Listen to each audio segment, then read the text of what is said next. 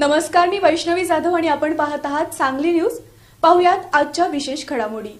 मंडप संघटनेच्या मागण्यांचा शासनाने सहानुभूतीपूर्वक विचार करावा, आमदार सुधीरदादा गाडगीळ यांचे प्रतिपादन।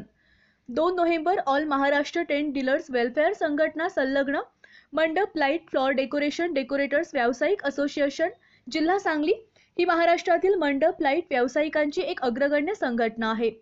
कोरोनाच्या पार्श्वभूमीवर पुकारलेल्या लॉकडाऊनमुळे सर्वच कार्यक्रमांवर बंदी घातल्याने टेंट मंडप केटर्स लाइटिंग हॉल सांस्कृतिक कार्यालय यांचे काम बंद राहिले होते।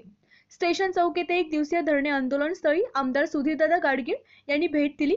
यावेळी असोसिएशन आणि पदाधिकारी यांनी सामाजिक कार्यक्रमासाठी 500 आसन क्षमतेची मागणी व इतर मागण्यांबाबतचे निवेदन त्यांना दिले। यावेळी धरणे आंदोलनास आमदार सुधीरदादा गाडगीळ यांनी जाहीर पाठिंबा दिला। या अनुषंगाने आमदार सुधीरदादा गाडगीळ यांनी महाराष्ट्राचे मुख्यमंत्री उद्धवजी ठाकरे यांना all Maharashtra tent dealers welfare संघटनेच्या मागण्यांचा सहानुभूतीपूर्वक विचार करण्याबाबतचे पत्र ईमेलद्वारे पाठवले आहे। यामध्ये प्रामुख्याने सर्व प्रकारच्या सामाजिक कार्यक्रमात मंडप लॉन मंगल कार्यालयांच्या क्षमतेपेक्षा अर्ध्या क्षमतेची अथवा 500 व्यक्तींच्या उपस्थितीची परवानगी द्यावी।